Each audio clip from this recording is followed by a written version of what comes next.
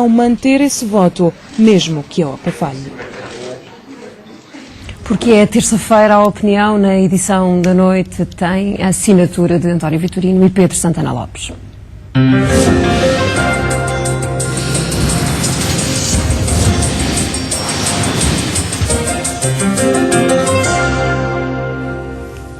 Muito boa noite aos dois. Temos na emenda para a conversa esta noite alguns temas. Comecemos pela Grécia. E começo, Dr. Pedro Santana Lopes, por lhe perguntar porquê é que Portugal está neste dossiê a assumir o papel praticamente principal rival da nova posição do governo grego. Não diria isso. Há mais países que têm assumido uma posição algo dura em relação às posições do governo grego. Entre eles, um que passou por um processo também de intervenção externa, como a Irlanda. A Irlanda não tem tido uma posição dócil em relação a essas pretensões. Até países da Europa Oriental, países bálticos, outros, para não falar dos da Europa Central.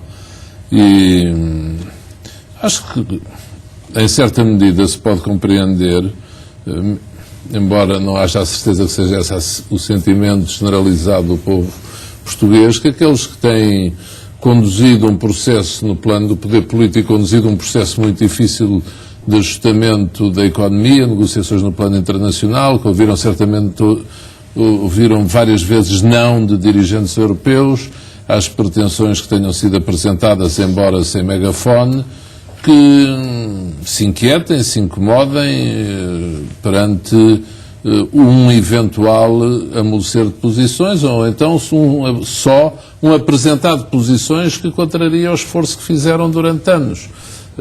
Não pensemos em Portugal, está bem, somos portugueses, temos que pensar em Portugal, mas pensemos no caso irlandês. A Irlanda até podia dizer assim: olha, eu já estou bem, estou aqui com os juros baixíssimos, já amortizei também parte da minha dívida, estou numa boa recuperação, os indicadores são bons, pronto, deixa lá os gregos. Mas não, as pessoas reagem depois também aos princípios e os valores.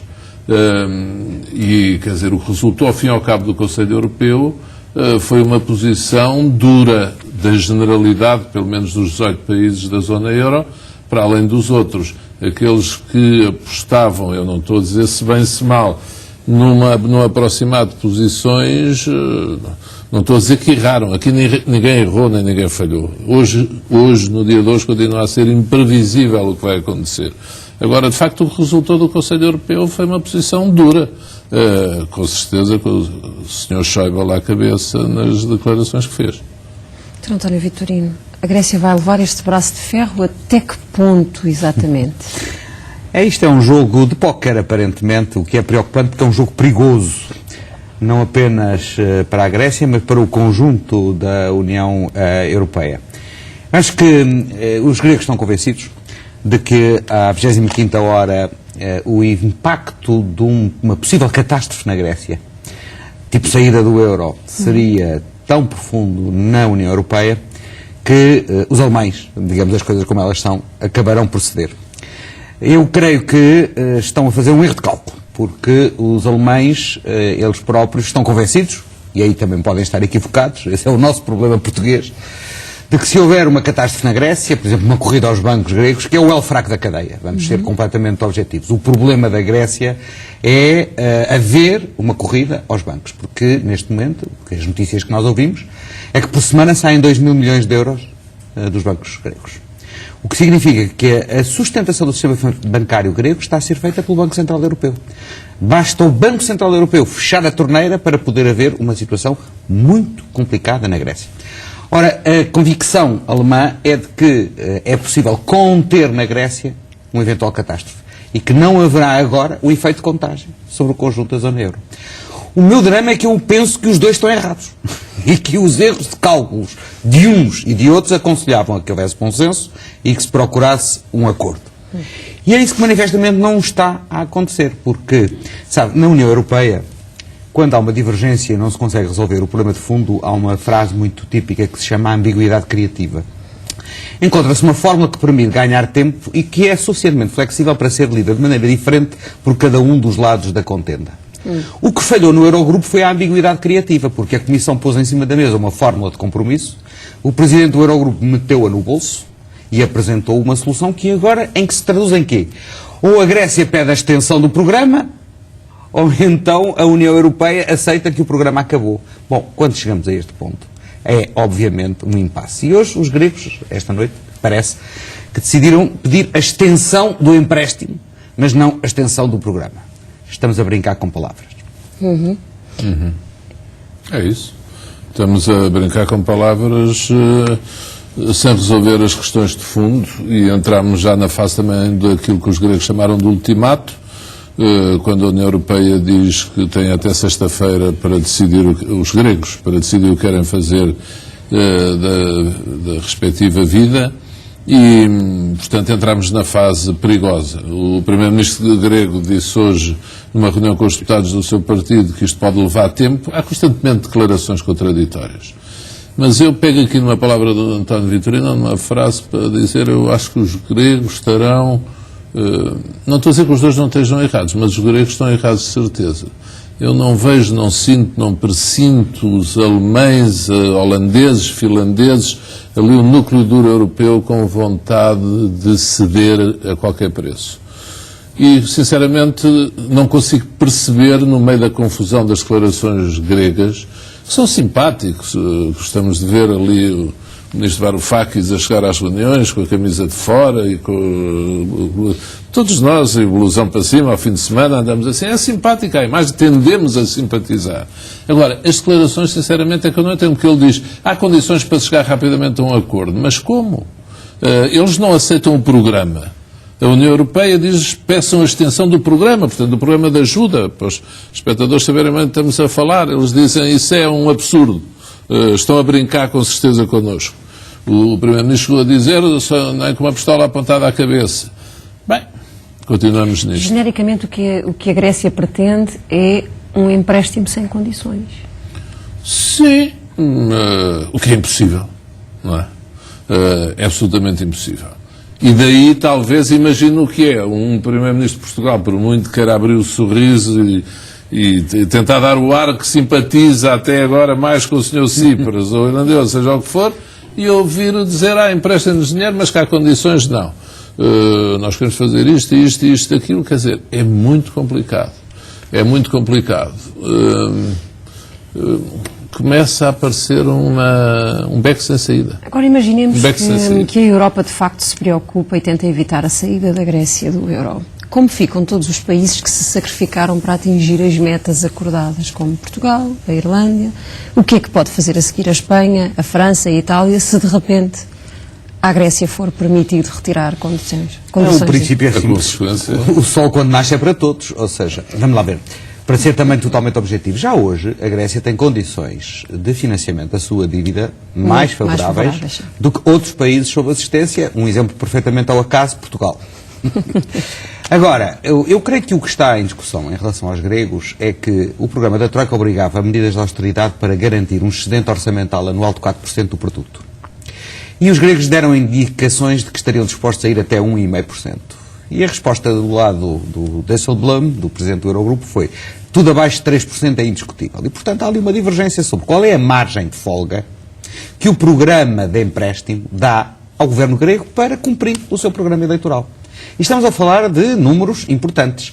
Claro está que havia uns cálculos feitos, eu não sei se são fiáveis, mas havia uns cálculos que diziam que aquela lista toda de promessas eleitorais do Sr. Tsipras implicava cerca de 11% do PIB. Bom, aí já estamos a falar de números completamente fora desta margem de negociação. Mas entre o 1,5% dos gregos e os 4% do programa, há margem de negociação. E, portanto, se alguém quiser resolver o problema, mete-se a trabalhar para encontrar essa margem de negociação. O que é também evidente é que, a partir do momento em que se cria um precedente para a Grécia, outros países terão o direito de dizer, bom, então, nós também estamos interessados em que haja uma revisão das condições do nosso próprio programa. E, nesse sentido, os irlandeses já deram sinais de que, obviamente, não estão distraídos. Ana, só uma diferença. Os gregos não pagam juros até 2022. Nós, de juros, pagamos para aí entre 4% a 5% do PIB por ano. Uma quantia equivalente a isso. Os gregos até 2022 não pagam juros. Isto conseguido não pelo Syriza, antes.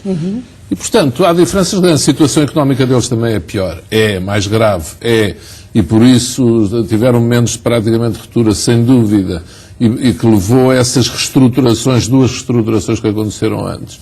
Mas é que já tiveram perdões de dívida. Com certeza. É isso que estamos a falar. E, portanto, onde é que vamos parar? Pronto, hoje aconteceu, para não falarmos só da questão financeira, um dado político a algum relevo. O Syriza encontrou um candidato a Presidente da República, um ex-ministro do governo da Nova Democracia de Karamanlis, que foi Ministro do Interior e foi líder parlamentar até 2009. Portanto, porque lembre-se que foi a não elegerem o Presidente da República que levou às eleições, à dissolução do Parlamento, porque lá o Presidente da República é eleito no Parlamento. E, portanto, isto é uma situação, de facto, política muito complexa. E às tantas, os dirigentes europeus começam a pensar, qual é o preço maior que temos, o que é que isto, é melhor a Grécia sair ou a Grécia ficar? Eu continuo a achar que se paga um preço muito maior se a Grécia sair. Mas, se isto continua assim, eu não sei como é que o mundo, a Europa, lá vai resistindo a tudo isto, e vamos ver se a economia continua a crescer como esperamos, porque a isto, de facto, depois junta-se lá o cantolar lá complicado da Ucrânia, não é? Aqui nesta área do mundo, e, portanto, aí o cocktail é mais complexo. Se isto não se resolve com alguma brevidade. Bom, já juntou a esta nossa conversa à Ucrânia, vamos então complicar ainda mais o assunto, olhando para o Estado Islâmico, para a onda de terrorismo que de vez em quando vai assustando o coração da Europa. Estamos a falar do Estado Islâmico, do ISIS e da forma como o mundo está a responder. Temos o Egito a responder ao assassinato de 21 coptas. Temos a Jordânia a responder isoladamente também, como... Isto precisa ou não de uma resposta concertada? Temos o Presidente Obama a ser criticado internamente por não enviar tropas terrestres, por não ter uma resposta militar mais dura. Não estou a falar de críticas com razão, ou sem razão, objetivamente. Há aqui esta dúvida de qual a medida da pena, a medida da resposta mais adequada.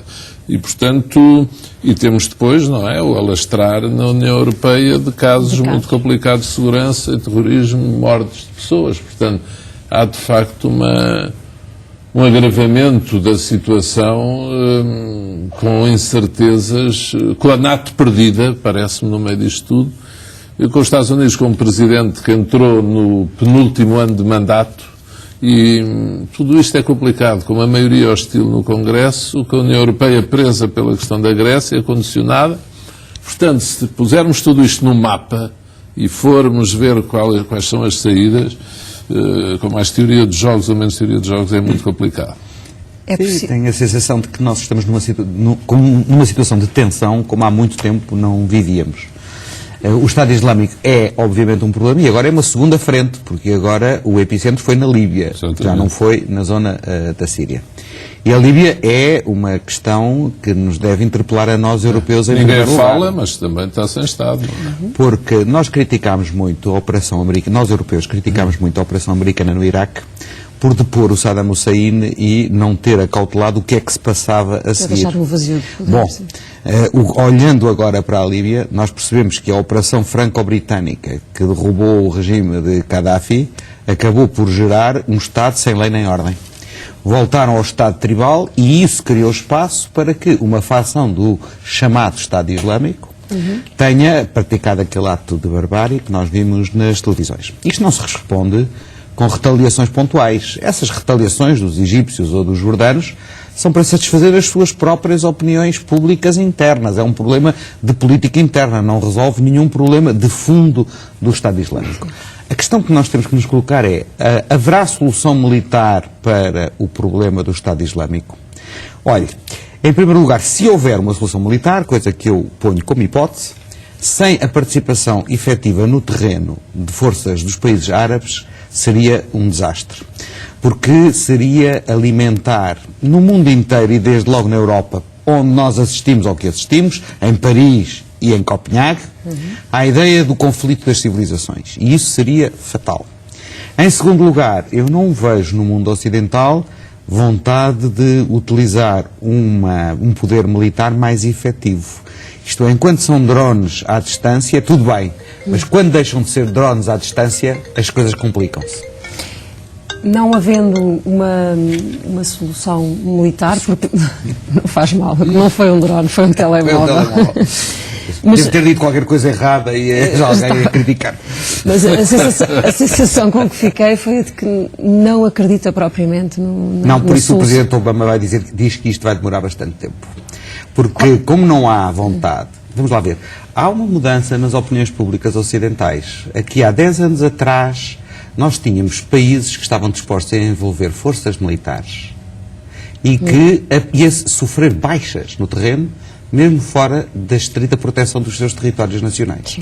Depois do Iraque, mesmo países que têm uma cultura de intervenção externa, como por exemplo o Reino Unido, passaram a ter opiniões públicas hostis ao envolvimento das suas forças militares em teatros de operações fora do seu território nacional. E principalmente desde o surgimento do Estado Islâmico, digamos, com o agravamento daquele... Mas já na Líbia não houve tropas no terreno. É verdade. Já na Líbia a operação, toda a retórica da operação foi ataques, raids aéreos. Ninguém se atreveu a envolver tropas no terreno, onde as baixas constituem um preço a pagar por uma operação militar.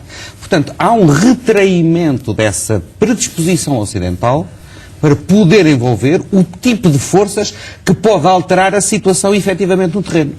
Qual é a alternativa? Uma guerra de desgaste, através de ataques aéreos, que obviamente levará muito mais tempo e pode também fazer vítimas de populações indefesas, porque nós não tínhamos ilusão, o Estado Islâmico existe num território com pessoas. Pessoas que não são fanáticas, pessoas que não são fundamentalistas islâmicas e que estão debaixo dessa tutela e que podem ser vítimas também de uma situação de guerra, claro. O que nos preocupa muito também, noutro plano, dentro do mesmo problema, são as expressões dentro da Europa. Já tivemos Paris, tivemos Copenhaga. Pois, é muito complicado e principalmente quando percebemos que entra aqui um fenómeno com alguma escala de imitação. No que se passou em Copenhaga tem sido realçado alguma imitação ou inspiração de facto com o que aconteceu em Paris, nos motivos, no modo de intervenção, disparar sobre um centro ou um órgão de comunicação ou um centro cultural, como foi o caso, depois no domingo sobre uma sinagoga, e quer dizer, nenhum de nós quer ser pessimista nessa matéria. Deus proteja a Europa. Eu tenho uma filha a estudar em Copenhaga, todos nós hoje em dia temos quase família no mundo todo, passo o exagero, mas não estamos habituados a isto. E aquilo que temos falado e aquilo que consideramos essencial é de facto que a Europa reforce os seus mecanismos de cooperação, de informação, troca de informação, os serviços de informações uns com os outros. A esse propósito acho que foi significativa e importante a visita do Ministro do Interior francês a Copenhaga, porque França é um país também crucial para essa troca de informação e às vezes não vou dizer ciúmes, mas algum espírito isolacionista de serviços desse tipo leva a que não haja eficácia tão grande quanto se deseja na luta contra estes movimentos. Agora, isto é difícil controle, embora os serviços secretos dinamarqueses tenham dito que este jovem já estava detectado, mas é muito difícil contrariar, prever, anular estas células isoladas com números em termos quantitativos de milhares, de facto, de jovens na Europa inspirados ou irem para lá ou aqui regressados ou com treino já dado e dispostos a matar por estas causas.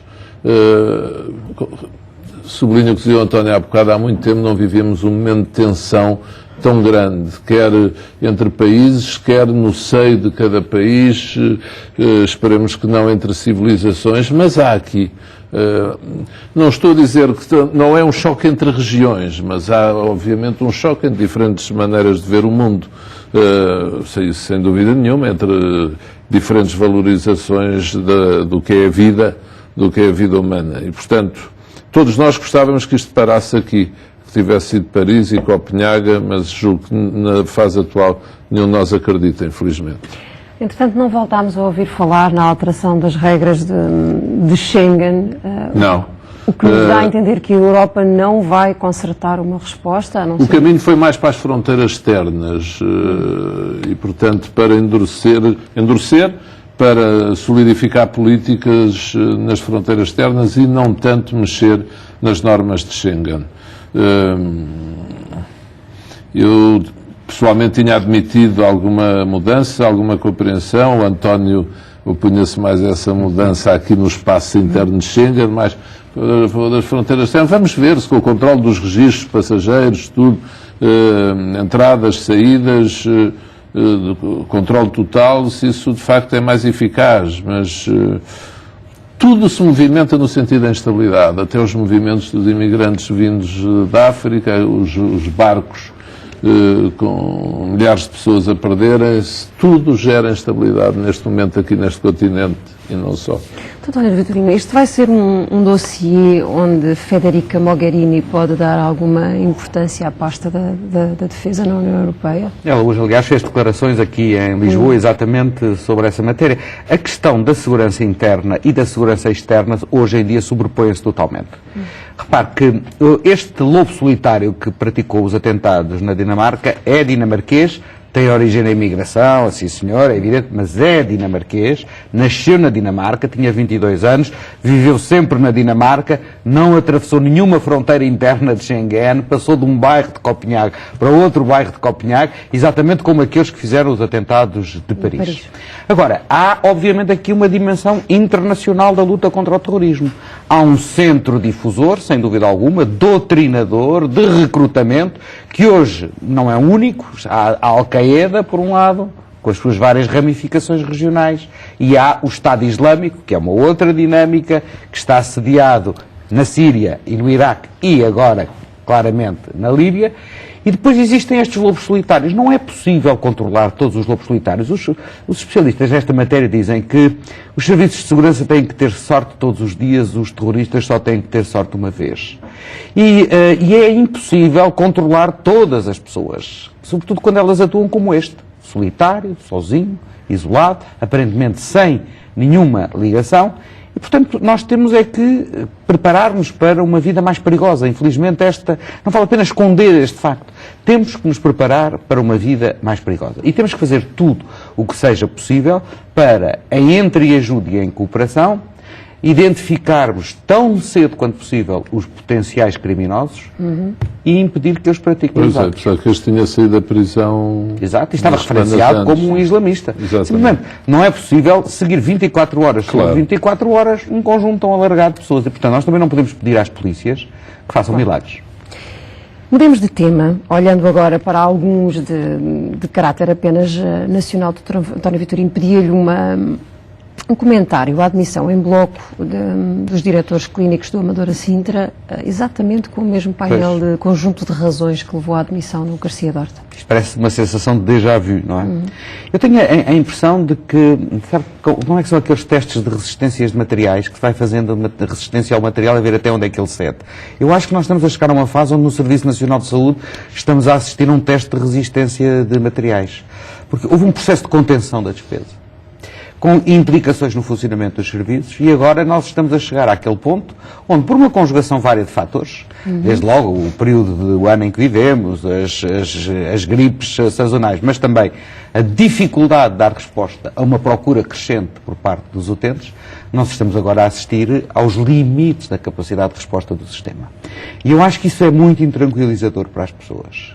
E a responsabilidade das autoridades, a começar pelo Governo, é de rapidamente identificarem quais são os pontos fracos do sistema aqueles que estão em maior risco de ruptura para atuarem sobre ele. Porque isto gera uma enorme insegurança e uma enorme intranquilidade nas populações.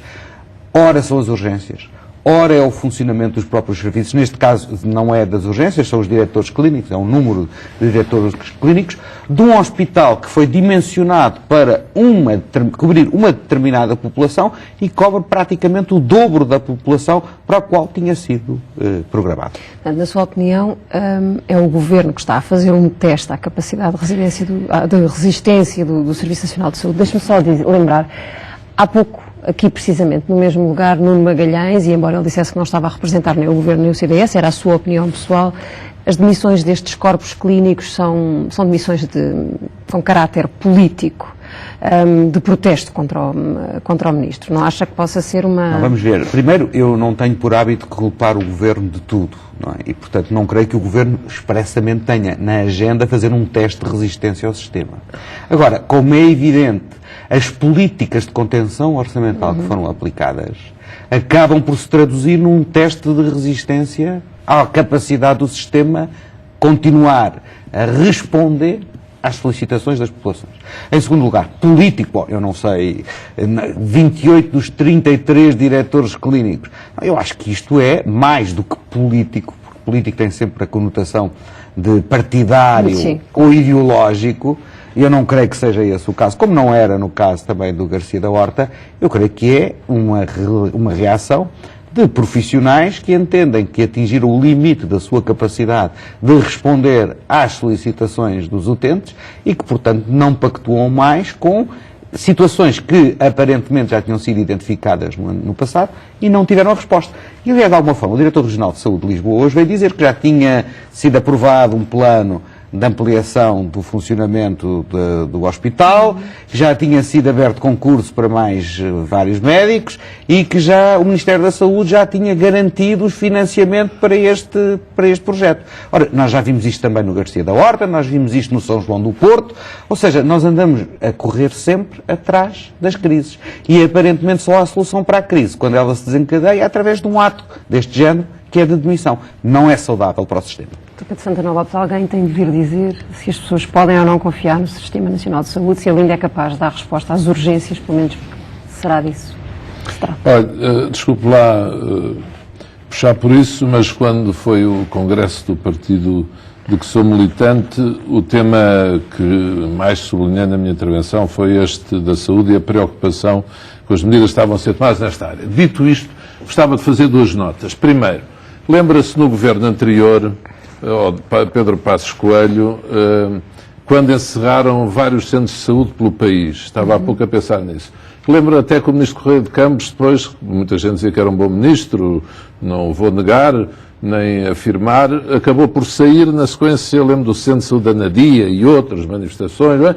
E lembro-me de dizer na altura o seguinte, pois, encerram na província, mas tomar medidas de racionalização nos hospitais em Lisboa não são capazes de o fazer. Lembro-se de ser afirmado. Essas medidas de racionalização chegaram, de facto, a grandes hospitais. Eu julgo que o próprio Ministro da Saúde mostrava pela sua cara, pelo que disse, afirmações que fez, quando diz vamos agora tomar medidas no sentido de contratar mais, de arranjar mais camas. Eu sei das medidas que ele procurou tomar até como provedor da Misericórdia. Ele próprio me falou a pedir a colaboração da Misericórdia aqui para a região da Grande Lisboa, disponibilização de mais 80 camas para a situação de urgência, das urgências. E, portanto, chega-se à conclusão, de facto, que a racionalização na área da saúde tem que encarar um dilema diferente. Quer dizer, ou se continua com as mesmas receitas e com as mesmas despesas, não chega. Ou então, o Estado assume, de facto, tem um déficit anual no exercício do Serviço Nacional de Saúde superior a 1.500 milhões de euros. Entre 1.500 e 2.000 milhões de euros. E o governo do país, nomeadamente o seio de próximas eleições, diz nós temos que assumir isto como um déficit permanente, dada a certeza de despesa e dada a certeza de receita. E não temos outra saída. E houve aqui, de facto, manifestamente um encolher do cobertor que não chega a todo lado. Demissões, se são ou não políticas, Deus que me livre de dizer isso, não sei, não vou falar no que não sei. Há uma coisa que eu noto, e não queria deixar de sublinhar. Sendo a situação do país tão complicada quanto é, há um dado que eu venho assistindo há semanas e que é curioso, já devem ter notado também, é que não há manifestações em Portugal há uma data de tempo. Não há manifestações. E, portanto, quem se interessa pelas coisas da política olha à sua volta e diz, então para onde é que estão canalizadas as forças de contestação? Estarão a escolher algumas áreas específicas para essa contestação?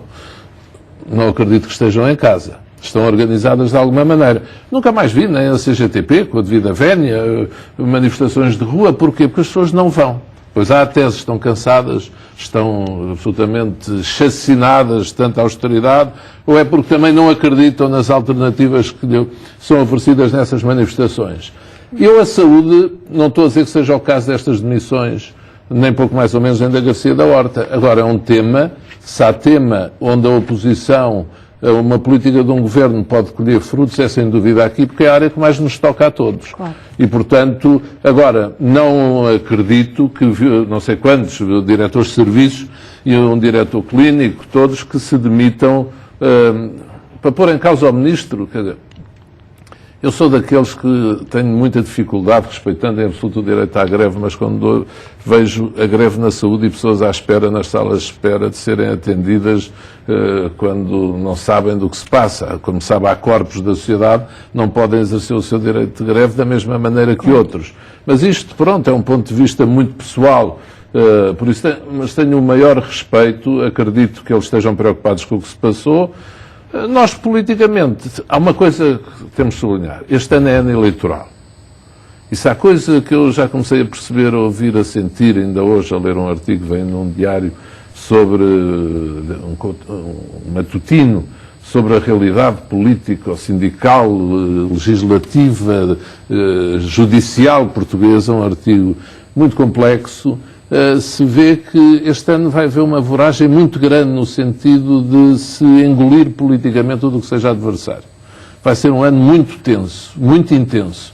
E, portanto, tudo aquilo que nos parece, mas nós, aqui, principalmente os que falamos com microfones à frente ou com muitos espectadores, temos que ter também o espírito pedagógico de dizer nem tudo é político ou é oposição, eu acredito que não. Ficou patente, manifesto, que o cobertor encolheu demais, como eu digo. Agora, deixe-me também fazer umas notas. Às vezes o Estado tem que responder mais depressa. A Santa Casa da Misericórdia, por exemplo, anda a querer fazer uma grande unidade de cuidados continuados em Lisboa, a querer comprar um hospital militar há 1 ano e meio, 2 anos, e não consigo comprar agora, está a ser resolvida, a Secretária de Estado da Defesa extraordinário, mas também quando se quer fazer não se consegue por causa da burocracia que ainda existe tanto. E isto é um desabafo, mas quem ouve sabe que eu tenho razão. Há 1 ano e meio, para não dizer 2 anos, à procura de o fazer. E porquê é que é importante os cuidados continuados? Porque os hospitais não estão à racionalização, não querem as pessoas lá dentro já, porque já não estão doentes, mas estão velhinhas, as pessoas não podem tomar conta. Fora dos hospitais têm que ir para algum lado. E precisam de cuidados continuados, e Lisboa não tem essa grande unidade de cuidados continuados. É um exemplo. Que tropeça durante 1 ano e meio na burocracia. Sim. Nem vou contar, porque senão... E os registros, e o preço, e quer dizer, e eu, que sou provedor da Misericórdia, a pedir a uns membros do Governo, por amor de Deus, despachem isso. A Misericórdia compra, é um bom investimento para fazer o que tem a fazer, e pronto, mas acho que agora se vai resolver, por isso, se calhar já devia ter falado antes, mas não, lá está, não fazer política com o que é sério demais, mas às vezes, de facto, é muito irritante. Vamos mudar de assunto, ou se calhar não, até porque já evocou aqui as dificuldades deste ano, por ser um ano de legislativas. E pré-presidenciais, não é? Não quero falar do assunto, estou só a dizer, é legislativas, de regionais e de pré-presidenciais. É um ano muito intenso. Temos regionais na Madeira para o mês que vem, não é? Uhum. E podemos ter mais uma candidata na corrida às presidenciais, se Manuela Ferreira Leite aceitar o repto que lhe foi lançado recentemente. Seria inédito um repto de um dirigente ou de partido, não sei de Pedro Adão e Silva é dirigente, mas why not? Porque não? Então, António Vitorino, antes de irmos às sondagens das legislativas. Presidenciais de outubro. Presidenciais de outubro. Eu só digo why not? Nós admitimos falar sempre de outros, isso admitimos. E, portanto, mas eu acho que o candidato à direita está lançadíssimo. Marcelo Rebelo de Sousa é imparável e acho que está encontrado. Falta encontrar o da esquerda. É Diego Terres. Pronto. Já terá dito que não. Ou que... Estamos os dois resolvidos e bem entregues, como se costuma dizer. Vamos cá estaremos. Vamos ver. Até à vindima, não é? A lavar. Lavar dos cestos, exatamente. Falemos de legislativas e da forma como as sondagens estão a mostrar-nos a relação de poder entre os partidos. Olha, sondagens é um tema muito importante a propósito dessas eleições todas. Eu penso que tem que haver cuidado com as sondagens. As sondagens não podem ser objeto, vai ser um ano muito complicado para Portugal, têm que ser tão rigorosas quanto possível. E as entidades com poder na matéria têm que olhar para isto com muita atenção. Eu, pessoalmente, espero conseguir publicar um livro em breve, muito em breve, sobre este tema, que é muito importante no Estado Democrático de Direito. Que sondagem às vezes pode levar à sabotagem e é complicado. Mas as sondagens das legislativas, no entanto, aquelas que são conhecidas mais claramente, demonstram uma relação de forças praticamente constante entre o Partido Socialista, que não descola para a maioria absoluta, mas que junto com o LIVRE e com o PDR pode andar lá perto. Não sei se isto se pode ser somado, porque fala-se muito na coligação no centro-direita, mas ainda não sabemos, com o silêncio estratégico e permanente do Dr. António Costa, qual é a sua posição. Também ele foi aos congressos, ou do LIVRE foi. Do PDR não. Mas se ele admite ou não, o que é que ele pensa de Marinho Pinto e do partido, mais o LIVRE, depois há outro movimento que eu devido respeito, mas não me lembro bem do nome, não é bem Podemos, mas da Ana Drago e do Daniel Oliveira. Temos de avançar, ao tempo para avançar. Ao tempo para avançar, algo assim. Estou a dizer isto com toda a consideração, não me lembro mesmo. Mas isso somado já passa aos 40 nas sondagens.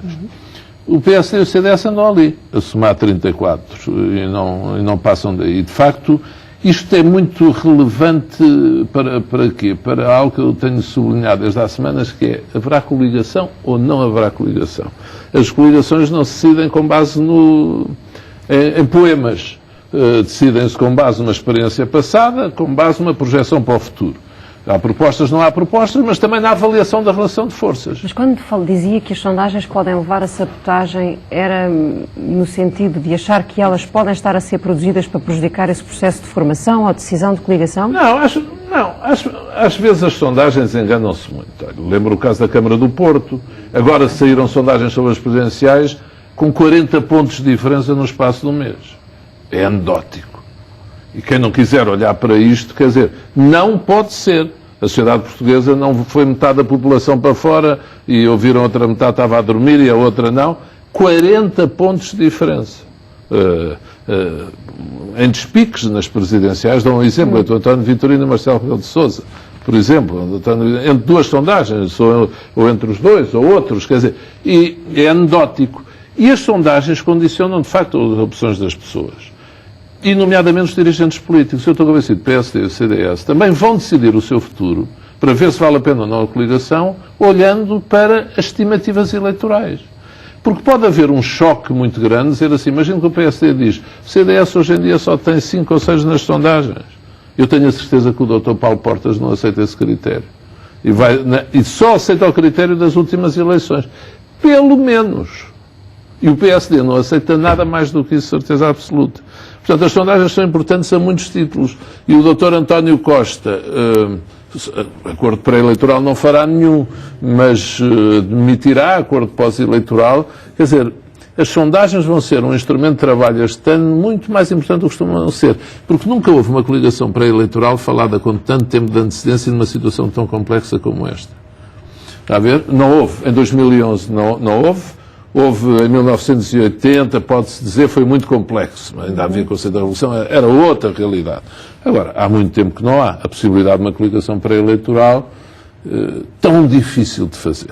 Doutor Vitorino, alguma reflexão nesta... Muito brevemente. Eu acho que as sondagens indicam algumas tendências, e não mais do que isso. E naquele momento em que são feitas. Portanto, eu não atribuo às sondagens uma importância tão grande como aquela que o Pedro lhes atribui. Mas os partidos atribuem, pelo menos na luta política. E têm as suas próprias sondagens, mas também nós sabemos que muitas vezes as sondagens se enganam. E, sobretudo, as próximas eleições podem enganar-se mais do que é costume. Porque a única tendência que eu vejo nas sondagens é que o próximo Parlamento será mais fragmentado que o anterior. haverá provavelmente um maior número de partidos com assento parlamentar. Tudo dependendo muito dos pequenos partidos, como é que eles têm o voto. Se têm o voto concentrado, se têm o voto disperso, se estão mais concentrados naqueles círculos que elegem mais deputados e que, consequentemente, têm mais hipóteses de eleger ou não. E por isso, quando eu ouço dizer, bom, o PS não descola nas sondagens, verdadeiramente, se nós juntarmos aqueles três partidos que o Pedro referiu, o LIVRE, o Marinho Pinto e o Partido Socialista, andaremos nos 43,5% de votos, o que é o melhor resultado que o Partido Socialista sozinho teve quando teve maioria absoluta. Portanto, eu não sei qual vai ser o resultado das eleições em termos de haver uma maioria ou não. Eu antecipo que provavelmente, com a fragmentação partidária, nenhum partido terá sozinho a maioria absoluta. Como é que se vão jogar? Pode deixar o país numa situação muito complicada, porque bom, há um problema ou há de uma governabilidade. coligação para chegar a uma maioria, ou podemos ficar com um governo... Já viu isso, Ana? Desculpa. Depois das A eleições. coligação pode ter mais um voto que o PS ganhar, e, no entanto, quando se sentam no Parlamento, se houver maioria de esquerda, não deve aparecer nenhum partido à direita de surpresa, se a coligação não tem maioria absoluta, há maioria à esquerda, e, em princípio, o PS é o primeiro partido. Portanto, o artigo da Constituição diz o Presidente nomeia o Primeiro-Ministro tendo em conta os resultados eleitorais. Não é o líder do partido mais votado ou da coligação vencedora, ou seja o que for. Portanto, quem é que consegue maioria? Coligação, faz-se coligação, que é um argumento que me faz muita urticária, para ter mais um voto que o PS. Antes era para ter maioria absoluta, e acho que só deve ser assim. Mas, mesmo tendo mais votos que o PS for o maior partido, quer dizer, a coligação e não ter maioria absoluta, o PS viabilizaria um governo minoritário da coligação? Não acredito. Mas o PS também, não tendo maioria absoluta, consegue formar governo com um partido que seja contra o euro ou que tenha posições completamente diferentes sobre a União Europeia? E então podemos perguntar, então PS e PSD estão destinados a encontrar-se nos braços um do outro?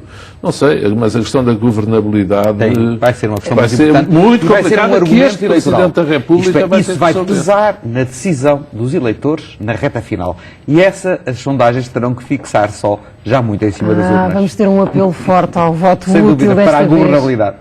Até porque a queda de um governo deixa o país, de facto, numa situação frágil, porque o Presidente da República Sim, também já não pode resolver. Nos 6 meses a seguir à eleição do Parlamento não há dissolução, portanto o Parlamento terá que pedalar para encontrar um governo. E estaremos em cima de umas presidenciais, logo a seguir. Não, vai ser um estilo. Passa a comparação, é quase tão complicado como as negociações entre a Grécia e a União Europeia. Vai ser muito complicado. Voltamos a encontrar-nos aqui na próxima terça-feira. Muito obrigada. Até para a semana. Até para a semana. Fazemos um intervalo agora na edição da noite. Até já.